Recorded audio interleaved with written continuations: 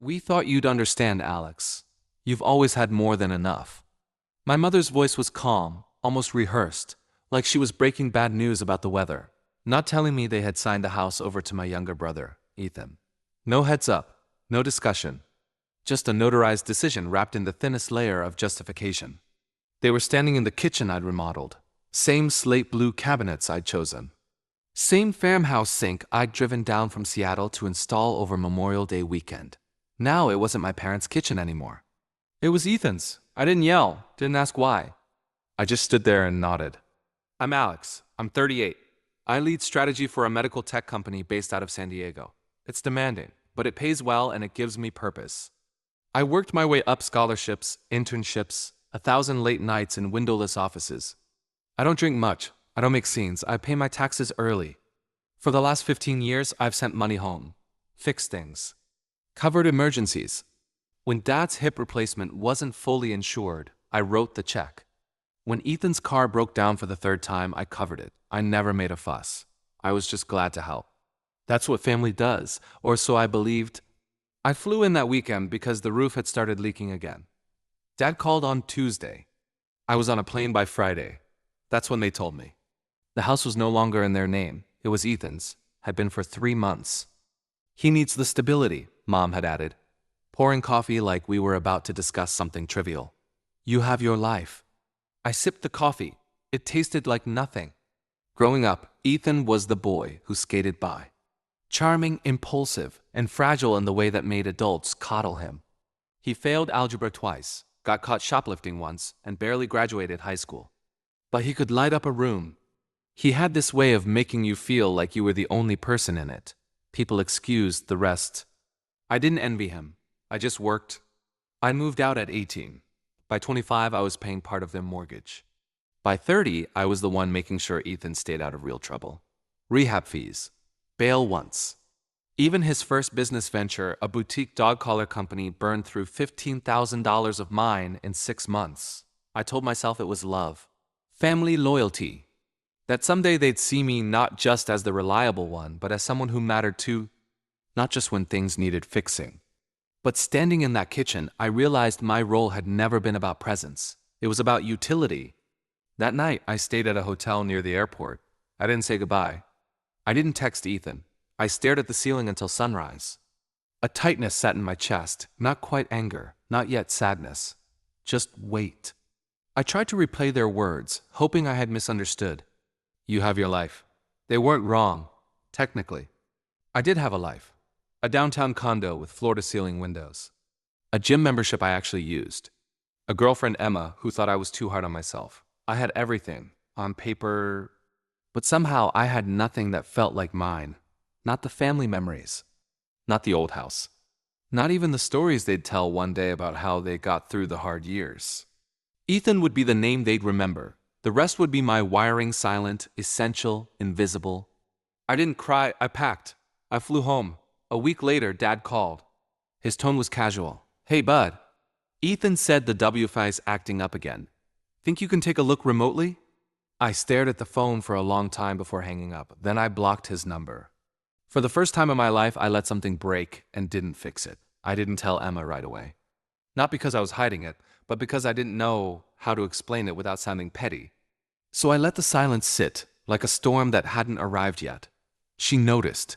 Of course she did. We'd been together for almost 2 years, long enough for her to read the shift in how I stirred my coffee or how long I stood in the shower. You okay?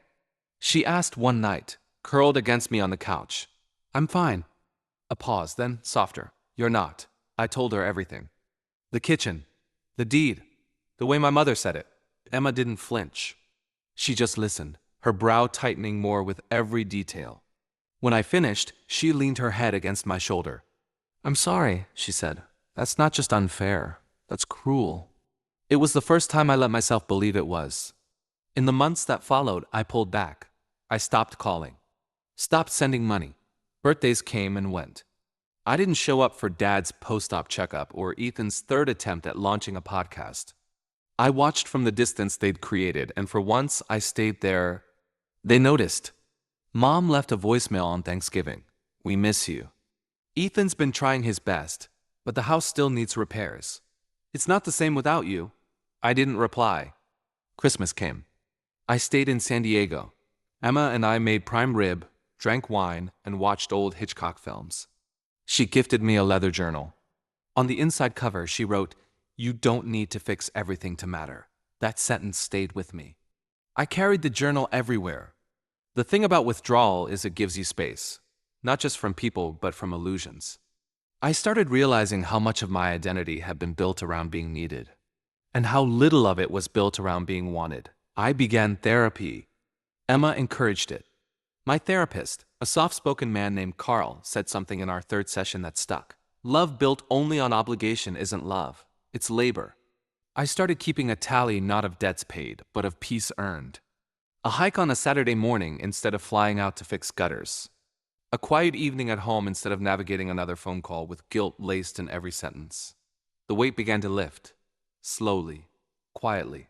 8 months passed before I heard from Ethan directly. A short email, the subject line empty. "Hey man, not sure what happened. Mom and Dad are kind of freaking out. The water heater's busted and I don't know who to call. If you could send over that plumber's info, I'd appreciate it. No apology. No acknowledgement.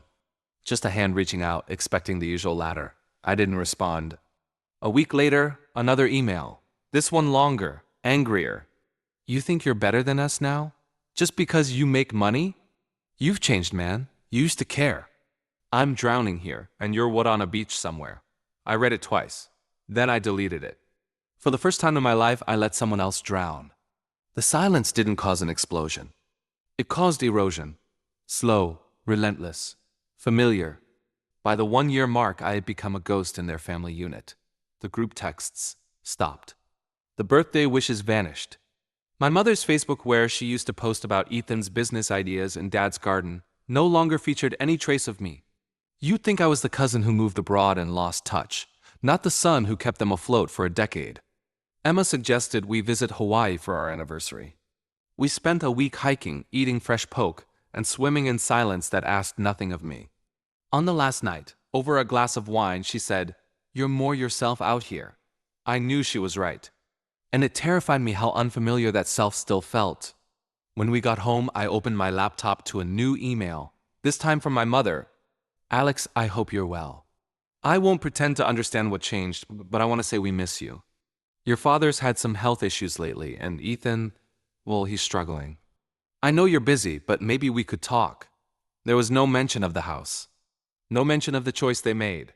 Just another tug on the same old thread. I didn't reply, "Not yet." Instead, I booked an appointment with a financial advisor. Not for investment advice, but for estate planning. I had quietly accumulated more than they knew. I'd maxed out my 401k, bought shares in early startups, built a property portfolio of 3 modest rental homes in Arizona. I'd built a life so stable that my silence no longer needed explanation. It was a decision, not a reaction. And now I wanted to decide what legacy meant to me. Emma and I got engaged 6 months later. She didn't make it a spectacle. Just handed me a small, handwritten note that said, "If you want to do forever together, I'm in." We told a few close friends, then flew to Big Sur and got married barefoot by the cliffs.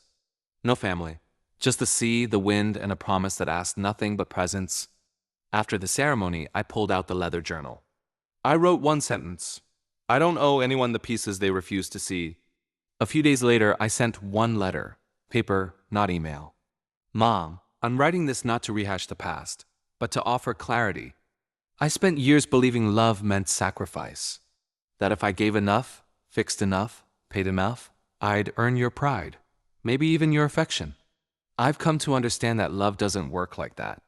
And neither do I anymore. You chose to give everything to Ethan. That was your right. But choices carry consequences. Mine is this. I'm stepping back, not out of anger, but peace. If you ever want to really talk, I'll be here. But I won't carry what was never mine to begin with, Alex." I mailed it with no return address.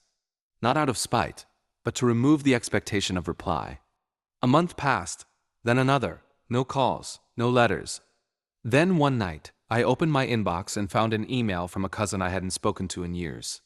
"Hey, just a heads up, heard through the grapevine that Ethan sold the house. Something about back taxes. Mom said your parents moved into an apartment near Bakersfield. Didn't know if you knew. I closed the email, then turned off my phone. I made dinner. I poured wine. I watched the sunset from our balcony. And for the first time in decades, I didn't feel responsible for anyone but myself. The letter came on a Tuesday, handwritten. Slanted script. No return address, but I recognized my mother's handwriting, instantly graceful, looping, old-fashioned, like her cursive recipe cards tucked away in a kitchen drawer I'd probably never open again. The envelope sat on the counter for 3 days. When I finally opened it, the paper smelled faintly of cinnamon and dust. Alex, you don't owe us anything. You never did. I see that now, even if it's late. We made choices we thought were about protecting Ethan. I realize now they were also about avoiding ourselves. You were never invisible to me. You were just too strong for your own good, and I leaned on that without asking what it cost. Your father misses you, so do I. We are not well. Ethan is no longer in the picture. He moved out months ago. I don't know where. I'm writing this from a one-bedroom apartment that leaks when it rains. And for the first time, we are paying our own bills. I don't know if we deserve your forgiveness, but I hope you're happy. That's all a parent should want, and I failed at that. Love always. Mom. I folded the letter once. Then again. Then slid it back into the envelope and placed it in the drawer with the journal Emma gave me. I didn't cry. I didn't call. 3 months later, I drove to Bakersfield.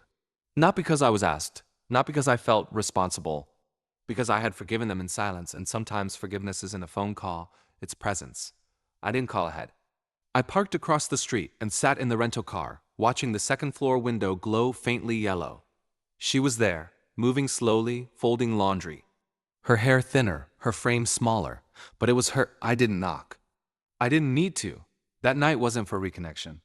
It was to mark the end of something. To acknowledge it had all changed, and not everything broken was mine to fix. I left a card on her doorstep. Thank you for your letter. I'm okay. I hope you are too. Life moved on, quietly, steadily. Emma and I bought a little house on the edge of Julian. Big windows, a lot of light.